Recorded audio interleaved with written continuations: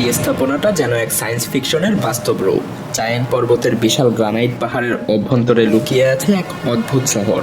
এটা যেন কোনো ভূগর্ভস্থ ভবন না, এটা হলো এমন এক সামরিক দুর্গ যা সরাসরি পারমাণবিক হামলার ধাক্কা সামলে টিকে থাকতে পারে। 1960-এর দশকে স্নায়ুযুদ্ধের সময় যুক্তরাষ্ট্রের সরকার এই বাংকারটিকে তৈরি করেছিল।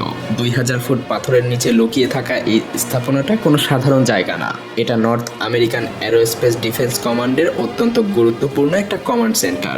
এখানে প্রবেশের জন্য আছে বিশাল ধাতব দরজা, যার প্রতিটা 25 টনেরও বেশি ওজনের।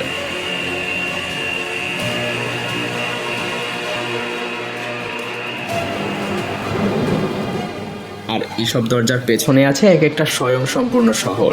রয়েছে বিদ্যুৎ উৎপাদনের ব্যবস্থা, বিশাল পানির ট্যাঙ্ক, বায়ু পরিশোধনের প্রযুক্তি, এমনকি কয়েক মাস টিকে থাকার মতো খাবারের মজুদ।